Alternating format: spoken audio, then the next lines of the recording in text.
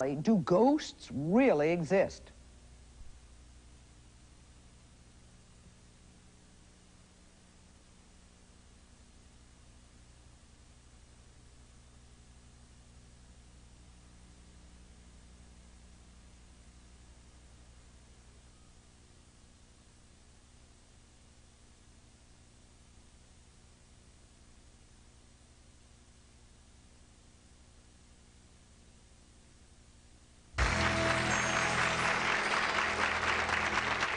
When Carmen and Alan Snedeker moved into their suburban home in Connecticut, they thought it was perfect.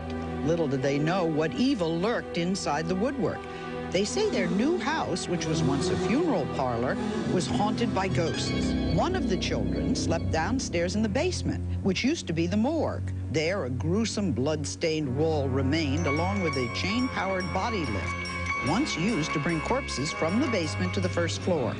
Night after night, the family says they heard strange voices, loud music and haunting footsteps in the house, yet no one was there. Then the most chilling thing happened to Carmen while she slept next to her husband. She says she was raped and sodomized by a grotesque demon who jumped on her in bed. The Snedekers tried to get help from their neighbors and even the police, but no one seemed to listen. Finally, in a desperate cry for help, they found real-life Ghostbusters who advised them to move out immediately. The Snedekers say they've never been back since. You're probably saying to yourself about now, well, this story sounds crazy.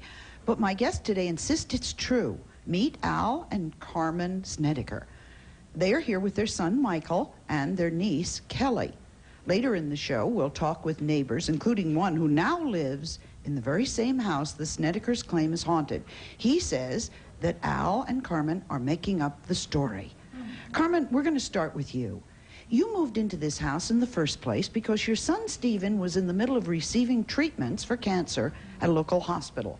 And the house you moved into was a former funeral parlor.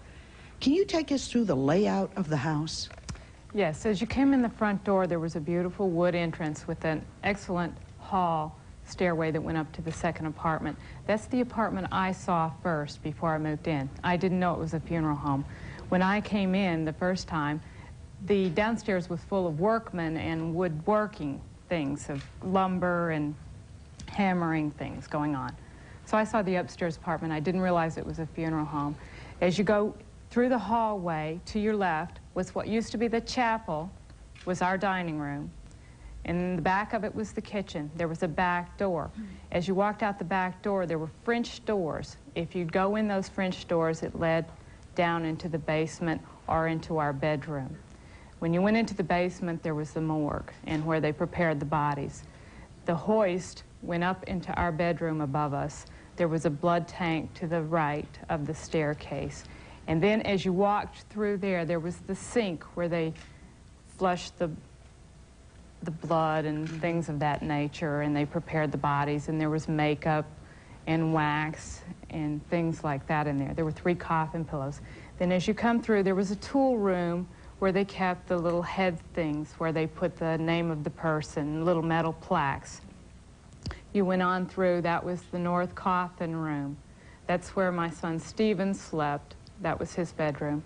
You made a right, you went into the south coffin room. That's where Michael slept.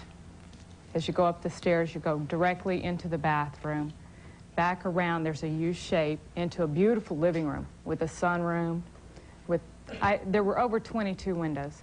Then there were 2 more bedrooms. Kelly and my daughter and other niece slept in the other one. Carmen, although your children told you they heard strange sounds and noises and they saw ghosts, you didn't believe them at first? No, I didn't believe them. I didn't believe in ghosts. I thought that they were things of imagination. I'd always been taught that. My oldest boy, Stephen, came to me the day we moved into the house, and he said, "We have to leave here immediately. The house is evil. It's really evil. Something bad's going to happen if we stay." I told him that houses could not be evil because I didn't believe they could. What changed your mind? My mind was changed over a year later when Kelly and Trish moved in with us. One night after a date, Kelly came into the house. Kelly's your niece? Yes, Kelly is right beside me.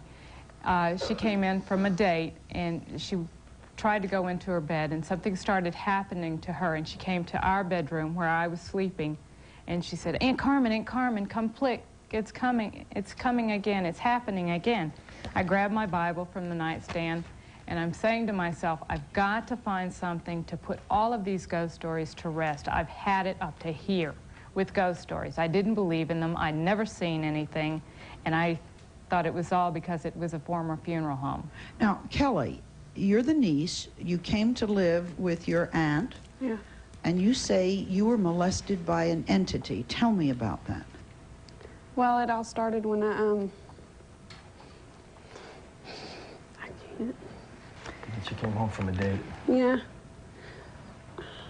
It's okay. Kelly came in from a date, and she went into her bedroom, and she tried to lay in bed, and she felt something come up underneath the covers towards her, and it was pulling at her undergarments and touching her in her private areas. She reached over for her rosary, and the cross came off.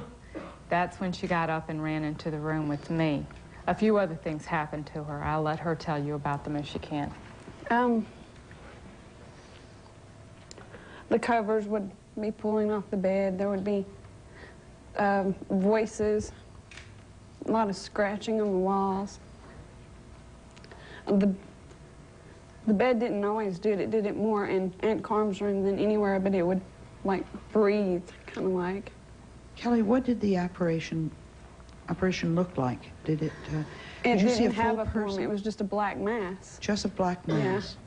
Was there a hand? You said you felt something. I felt it. You couldn't see it. I couldn't see it because it was behind me, but it was like a huge, it was just freezing cold. It was like a hand on my back, and it would just like, when I was laying on this side, and this bra strap would always be pulled down, and I always slept in my undercloak, and in my bra and stuff when I went to bed. That's just, and it would be being tugged down. And you'd pull it back up, and it usually, you know, when you're laying on that side, that just doesn't happen. And I got up to get the rosary, and I laid back down in the bed. And when I did that, my hand, I was holding the rosary in my hand, and it was like something was, you know, trying to open my hand up.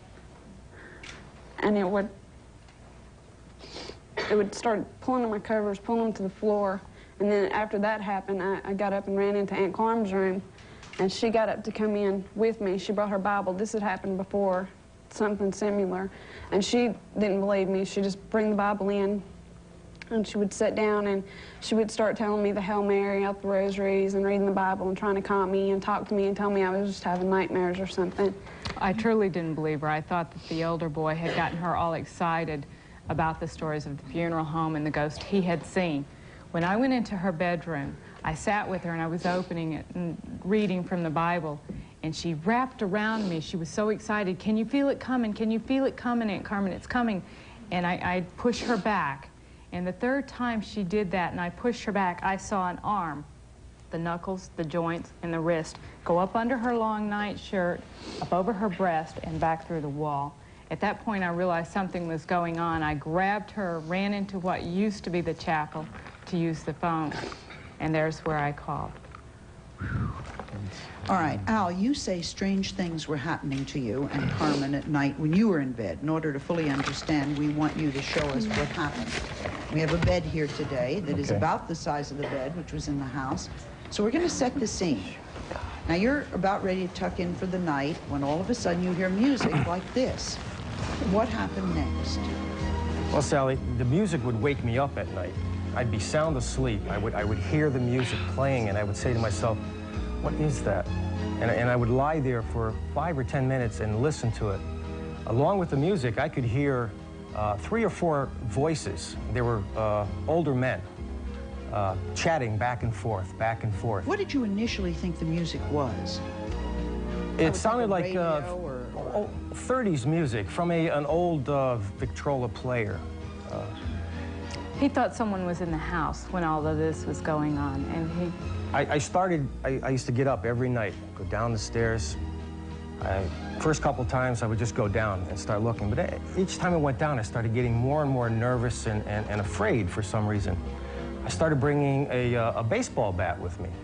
I started going through the boys' room, through the coffin room area where the chain body Now, lift was. no one is playing the radio, and the boys are asleep, and they're in their everybody bed. would be sound asleep. It got to the point where I got so afraid when I was going down there, I started bringing a gun with me. And one night I woke Carmen up. I said, Carmen, I said, I got to stop doing this. I'm afraid I'm going to shoot one of our children. Wow. He was really afraid that one of the kids would be standing up in the room when he'd go around the corner, and he would fire because he was so frightened himself. And he'd come back up and to get into bed. Now, when we used to get into bed, it only happened to us not at the same... Yeah, we were never awake at the same time. But the bed would begin to vibrate. And it would be a gentle vibration at first, and it got worse and worse.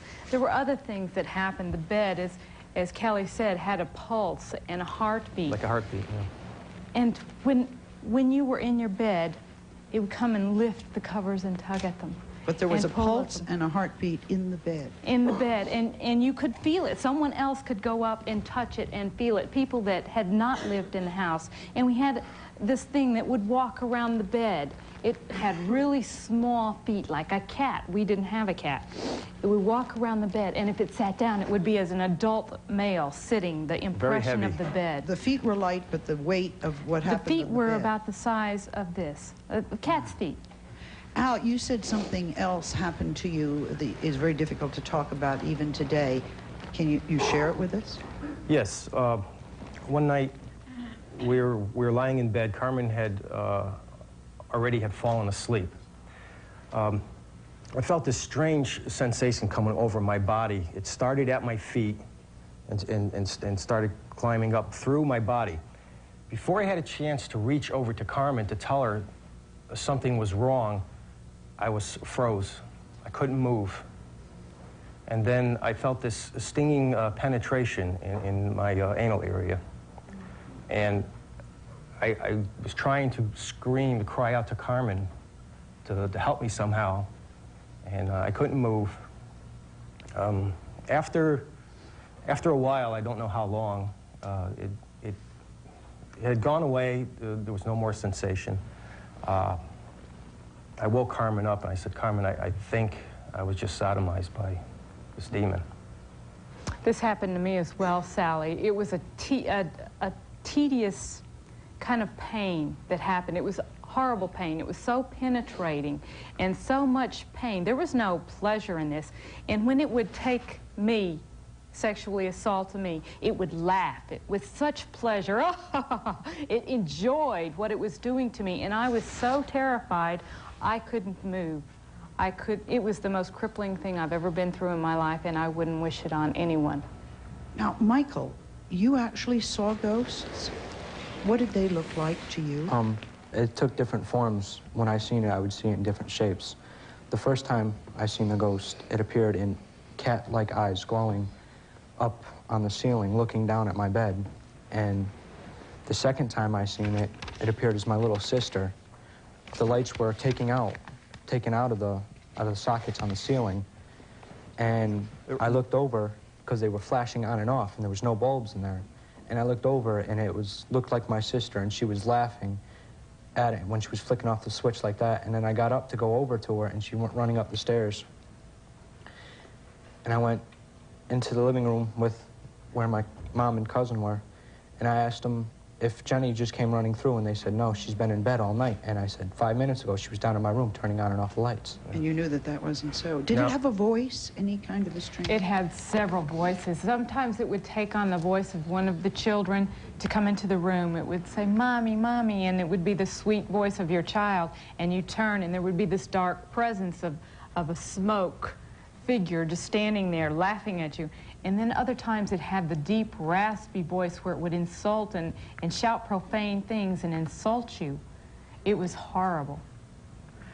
When we come back, we're going to hear more about this bizarre story, and we'll hear just how desperate the Snedekers were trying to get rid of the evil spirits. They called the neighbors, called the police, and no one was willing to help. But they did find a solution, and we'll find out what it was when we return.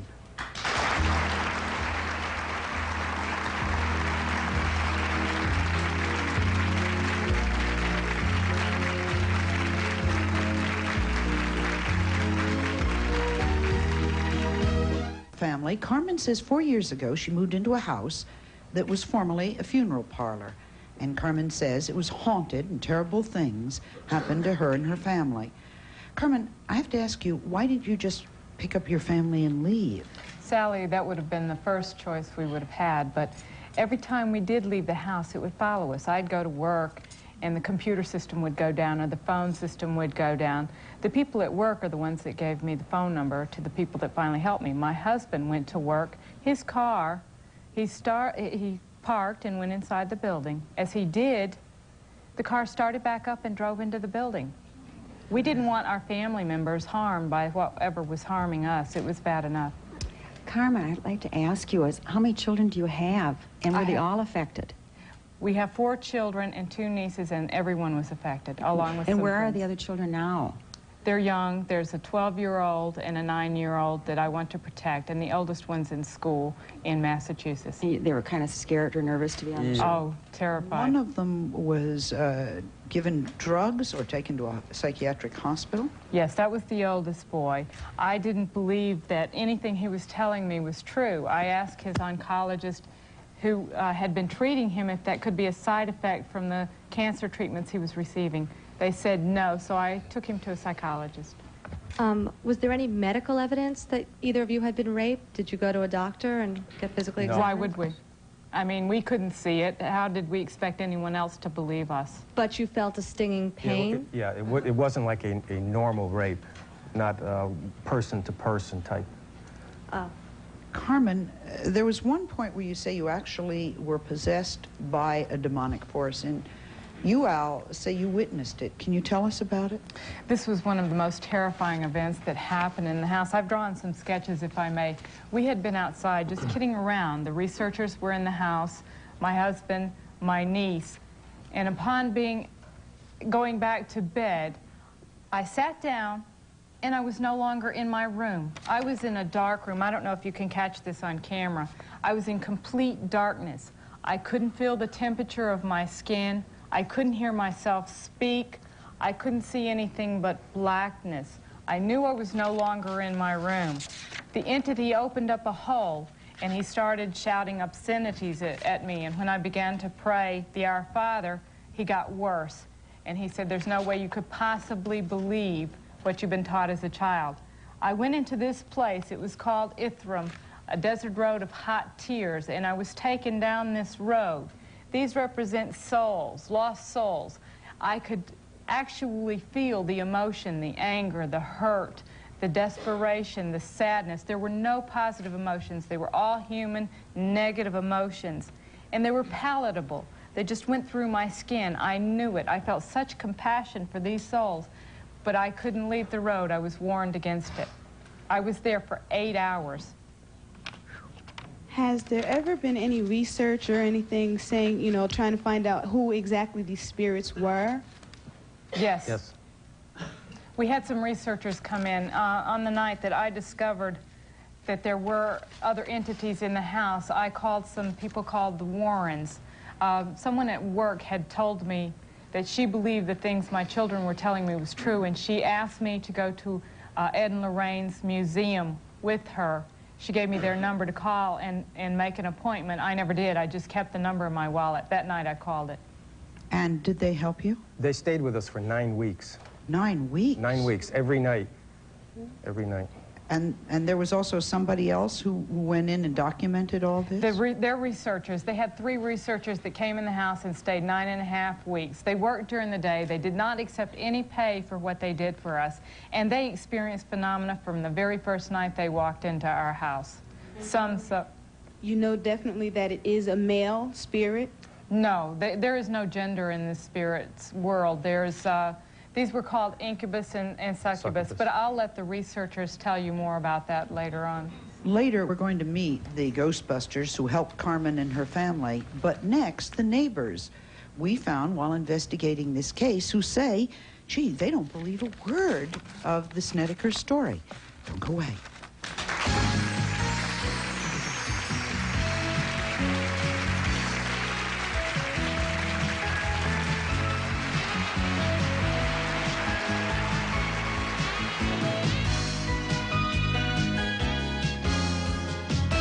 that you were molested. Now, were you ever molested outside of your home? Did they follow you? Like you said that they would follow you if you would leave. One night I ran down the street with Kelly, being sodomized the whole way. Ooh. Yes, you had a question. Hi, I was wondering what the police thought when you told them that. The policeman almost shot my bedroom door when the door began to open by itself when he was in there. And your question? Well, Sally, I'd just like to know, if they were molested in their beds, why didn't you just leave that next morning? You have children to worry about. Exactly. Where can we go? Anywhere. Where can we go? Anywhere. Not just a matter of that. What about the fact that everywhere we went, it followed us. And the other outsiders, should we drag in our parents, our grandparents, our nieces and nephews? We had larger families. That it would happen to them? Around this time of year, we do hear a lot of tall tales about ghosts, goblins, things that go bump in the night. So far today, we've heard some pretty horrifying ghost stories that our guests claim are no tall tales. They're true. Carmen says as soon as she and her family moved into their new house,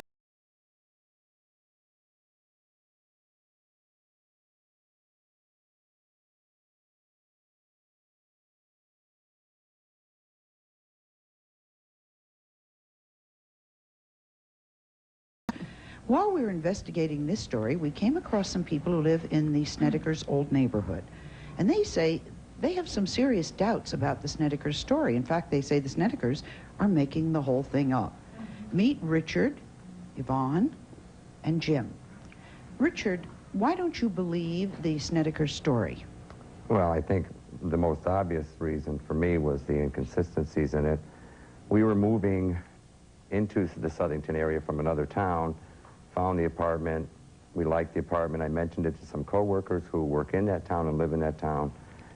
And, of course, the whole haunted house story came out with them. Now, you moved into their apartment after they left? Correct. The same one they were living in. Oh, okay. When all this was supposedly happening. I think I researched it with my wife. We talked to people. As a matter of fact, a close relative of yours told me that there was nothing to it, that you were making it up just for the money. Could you tell me which relative you spoke to? Because I have very few relatives in the area, and I had a relative of mine contact me saying that people that were living in there wanted an exorcism. Wanted us to come there. When was this? This was a year ago. I was living now, there. Let me ask you on the dining room floor, do you see 5 toes and a heel and an imprint in red? Because it was there and on did the not dining room leave. Floor. Yes. No. Is it hardwood? It's hardwood floor. There is no impression. There was when I left. I've been to every part of the house. There have been Is the body lift still there? The body lift is out now. It was there. It was there when I moved in. It did nothing. I have small children myself, as a matter of fact. I have a 7-year-old, a 6-year-old, and I have seen nothing that. Richard, that I really don't want any harm to come to you, but we did have an exorcism. My question, I don't think I'm lucky though. My question, my response to this is, if the ghost followed you down the street, you were so concerned that the ghost was going to harm your relatives, your friends, then the house wasn't haunted. The ghosts were from you. After you, that's right. Because I have had nothing. House. I have not heard a creaking board. I have not heard anything that would suggest that house is haunted whatsoever. Let me talk to Yvonne. Sally, can I just say one thing? Obviously, the exorcism worked then. You're very lucky. There was no exorcism. I don't think there was an exorcism. Here's the dig down 12 inches behind every corner of the house. 12 inches, there is an exorcism medal. And there are also other things that you can find there. There's all kinds in the tool room. I cannot give you that. Oh, I talked to no Catholic priest within like 100 miles.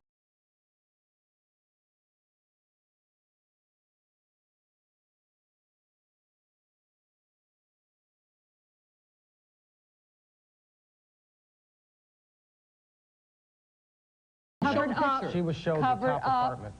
Cover up. They were remodeling on the front door. They got pictures. They got pictures of you in the newspaper, which they also showed. Right next to you, right behind you. It's right there. If you look right behind you on the picture. It's covered up with plywood. It's covered up. No, it was not covered up until this whole thing. I think the biggest issue here, Sally, that I have, you asked why I don't believe the story. is because none of this was brought up. Why did That's this... where our nothing was ever said. Nothing was ever said until you got behind in your rent, and that's when it started. No, you know what happened? No, I'm sorry. Oh, yeah. 3 months behind in your rent. Oh, You guys are both. I have an attorney that will dispute that. Yvonne, The landlord, you sent a check. My never question- got there. You could never come Okay, up my with question was around the same kind of thing. One, it sounds a little bit dramatized by the wife, the whole idea of the ghost and the spirits and everything. It sounds somewhat dramatic. I've heard people talk about ghosts and spirits, and I'm not saying that that can't happen, but it just sounds very, very dramatic, didn't happen here. the way that you're explaining it. The other thing is I was wondering if you, one, if you have a book out, and two, if you were either behind in your mortgage Why we're here. or your rent, because that could be cause for the dramatization. No. Or that No, that's not true. No, we were not behind in our rent. Yvonne, you were The saying it was for newspaper says. money. Why? Yes, that's what it is. Even the landlord said they got behind. He never had a problem until they got behind in the rent. Then all of a The sudden, landlord knew there was a problem with that house. No, the landlord Yes. didn't. The landlord- Wait a minute. If the landlord said there was a problem in the house, Ask there was his daughter. There was a lady Correct. living upstairs Sally. in the house. The whole time this was going on, there was an apartment upstairs. This lady got disgusted. She got moved out because she was disgusted with all the publicity that was going on. What'd she say, She Tammy? experienced. She come to me experienced and nothing. talked to me. Yes, she Yes, did. she did. You were not there. You I've been in that place. She was there. and the researchers, Yes. and she allowed the priest when in. I Then why did she tell the TV people that nothing happened? Why did she tell us that nothing happened? Why did she tell the newspaper that nothing She happened? told me she had a When I reputation took to this uphold. rent, when I Why? took this rent, I work at Food Mart, and Father Kabbalah, who's been a priest in the Immaculate Conception Church In Southington. in Southington He's the for one that told us 25 forget years. about it. 25 years, Yeah. and I told, he was a friend of mine, and I said, I'm moving in the Hallahan house.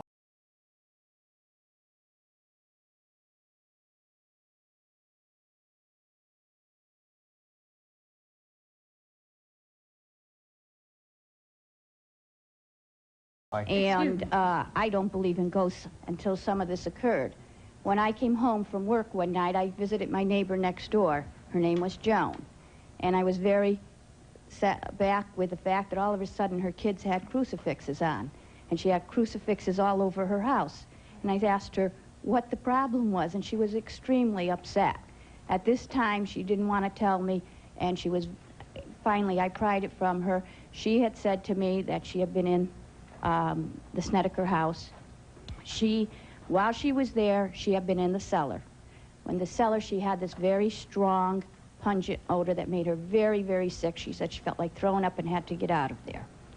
Another time, on another occasion, she was sitting talking to Carmen. I believe it was in her dining room. I'm not 100% sure. It's the dining room or the kitchen. And she says while she was sitting talking to her, she felt something bite her or sting her on her backside or the thigh of her leg, and it was extremely painful. When she looked down, there was absolutely nothing there. So you believe the Snedeker story because your friend believes it? Well, I'll tell you, I was uncomfortable with things I saw. I did hear that one of the priests from one of the churches did go in there, and he did not believe what had gone in, but I did see other priests go in and out of there. I will be honest to say what I did see. And I did not experience anything other than that. But your friend did? Yes. Yes. I'm also a neighbor. And Joan and her husband were to our next door neighbor's house for a pool party when we were there.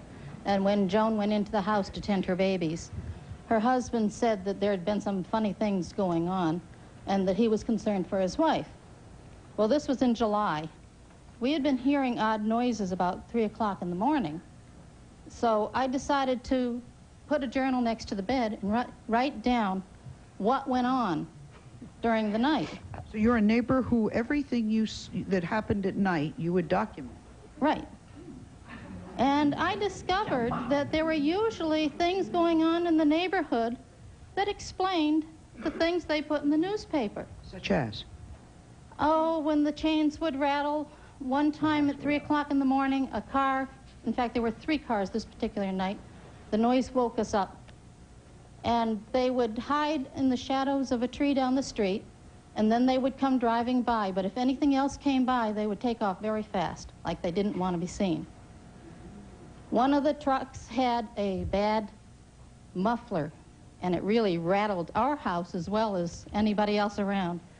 There were chains dragged. So you're saying that when what we saw heavier was trucks went down the road, around that time some repairs had been done in the road, and heavy trucks would come down, and when they'd hit this repair in the road, it would rattle all the houses around us. Excuse me, I don't mean to be disrespectful. How can I a like car this make that kind of vibration? But what we experienced was not a traffic problem. It was in the house. The floor was clutter.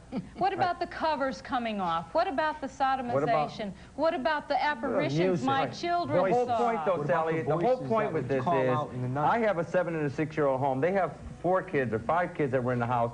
If the board creaked in the house, I'd have my kids out of there that night. I don't care if I had to sleep on the street or in the car, in a local motel. You're going to tell me that you experienced all this and you kept your kids there for 2 years? Oh, we didn't. That's ridiculous. Wait.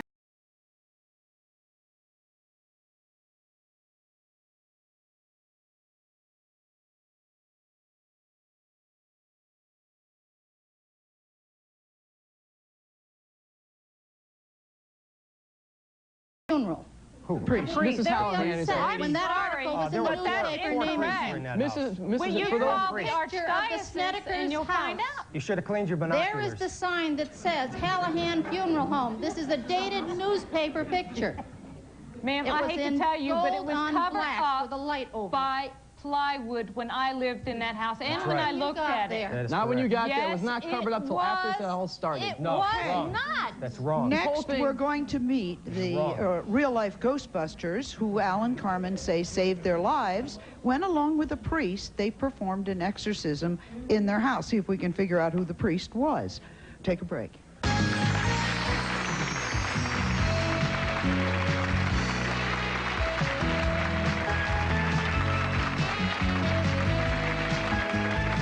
Carmen and their family about a chilling story. They wrote a book about it called In a Dark Place, the story of a true haunting.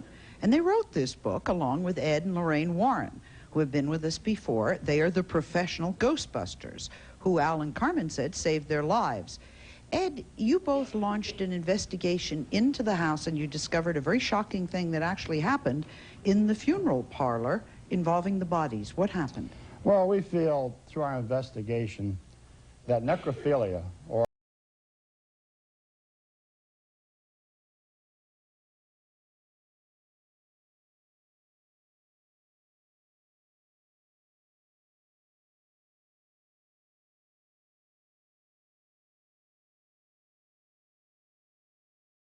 church was involved in this. Who was the priest? Everyone seems to have a disagreement. We can tell you that the chancellery was involved. The priest that was involved there was a Father A, who was on 2020. And there was also 3 other priests, and this can be borne out through the official records of the chancellery in Hartford. Yes. How about a name? Just one name. Father A is a name I give you. I don't have to give a name, a full name. I can prove. These are secret things. We are Catholic, if it's and we secret, you're sitting here talking about being raped and sodomized by some sort of entity, but you won't give a name. It was all backed up. I'm telling you what happened to me. I'm not telling you. You gotta believe me. We had investigators. I am just telling you what happened. Were you in the house? No, I was standing. I lived across the street before you people moved in. I still lived there. One of the ones that came around the house go boo boo through the window. No, once you guys started doing this and it got to the paper. Sounds like something you do.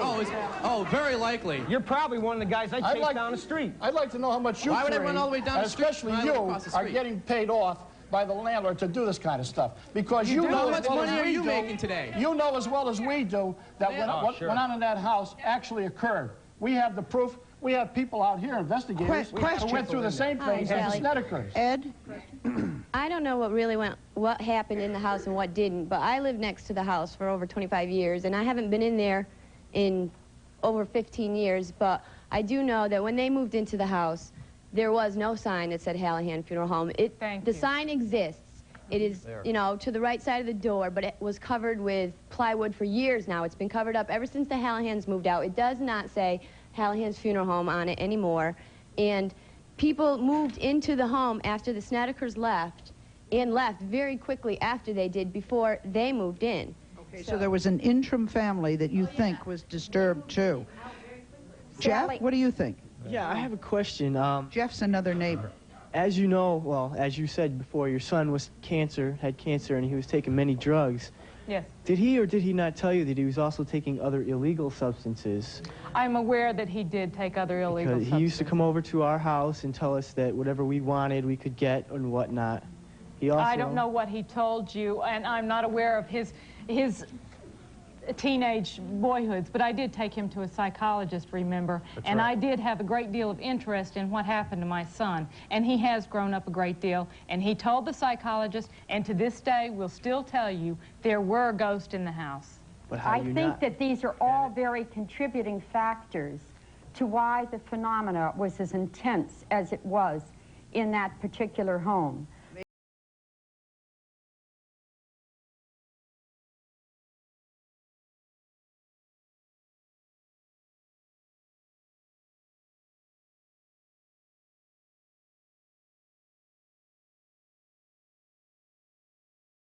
The house. What he had also had happened to him, similar attacks. Where's as the Al gentleman? Snedeker. Right there. Yes. What happened to you? We were there for 9.5 weeks trying to help Carmen and Snedeker. When we go in on these cases, we have to document... Who's we? The researchers. I work with Ed and Lorraine doing their investigating. I'm one of the persons that was in there for the 9.5 weeks. I'm amazed at hearing all these people that weren't even in the home. You weren't there. You weren't witness to it. A neighbor sitting here with a book, a whole journal, stating on what took place in this case. She documented things around the clock. Why didn't you come over to see if you could help the family? Why didn't you see if you could offer some help? You're saying there was no priest there. I know there was priest there. The Roman Catholic Church was involved with this. Now you want us to turn around and give you the name of the priest. He prefers to stay anonymous. They said was there. No, he you don't. said he was not there. I said I have the newspaper clipping with his name I've in never it. publicized And he one said time. that he was not there. But Can they I see had it? published.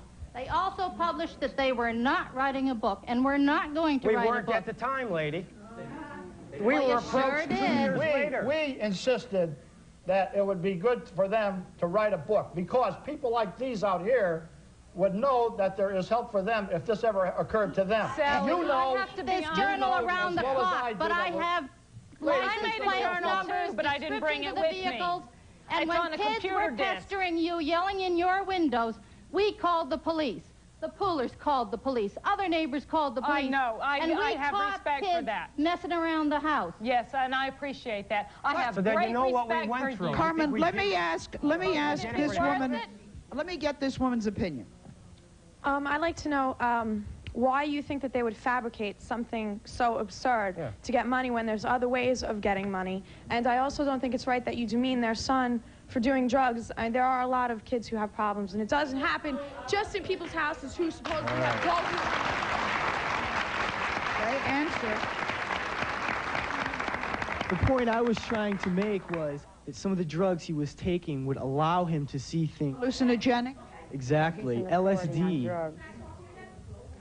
But supposedly it was not only one son who saw it, it was the whole family. That's right. Just because one son is doing drugs does Now not we mean were the all whole on family is going to be LSD? affected by it and see it. What about my three? Okay, neighbors. Sally. Do you want to answer? Go I ahead. was just going to, he said what I was going to say. You know, you take a lot of drugs, you start to see funny The whole things. family was on drugs? My 3-year-old Come son on. was Philip was You're not little there kids. the whole time. He wasn't there. He was put into... do you know that the priest who went into that house had experiences so bad in their own rectories that they wouldn't even go back into that house again. Sally, And the home was exercised. Let's get to Lorraine. We'll take a break and we'll be right back. Who you are? I knew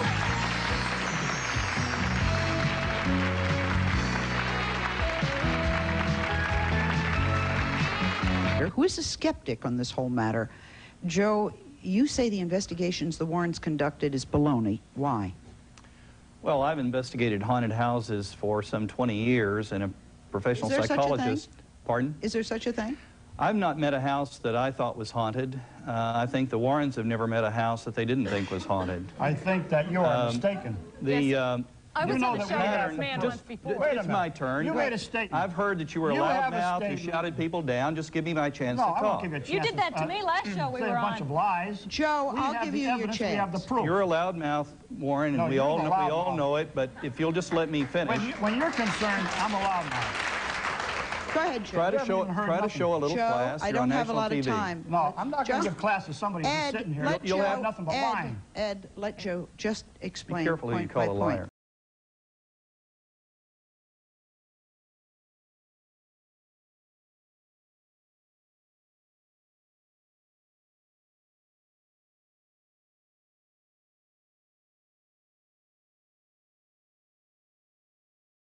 And part this, part that. Were you there? We saw a similar pattern with the Amityville Horror, a case that the Warrens thought was genuine. We didn't It think turned we out to be a blatant Nobody hoax. ever proved that. Concocted over several bottles of wine. Can the you evidence. prove it? Yes, I No, can you prove can't. it. Yes, You I cannot can. prove It's it. been proven. No, it has never The been evidence proven. is very clear in the case of the Amityville Horror. No, and the whole no way. packaging of this story. The book says it's for Halloween release. The book was written by a professional fiction writer who writes horror stories. Joe, This does the whole church- packaging is a does the- crock. Joe, does the church admit to exorcism? He's an atheist. How would he know? According to a newspaper article that I have, the Bridgeport newspaper, the diocese refuses to confirm that they had any exorcism there. It wasn't if there done by was, the operative. if there Sally, was I an have a exorcism, tape I of an don't understand exorcism why from a there is priest. any reason why they can't come out and say so. We've I had don't understand priests the on need the for show when secrecy. we've talked about exorcism. If I Take a can break. prove We'll that be there right wasn't exorcism,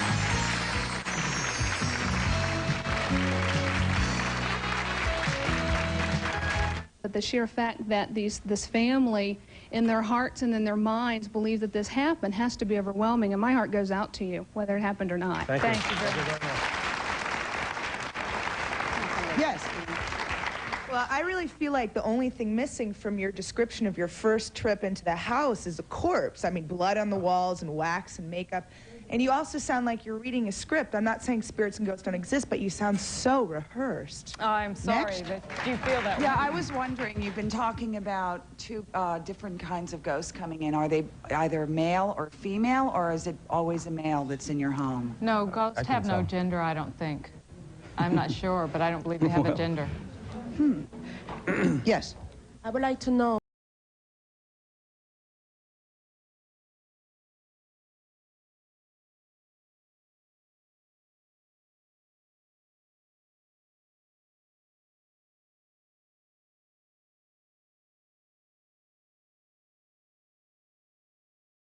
Audience does not believe. Thanks to my guests and whatever you believe about the story, the book is worth picking up. It's called In a Dark Place, The Story of a True Haunting. Thank you. Thank you.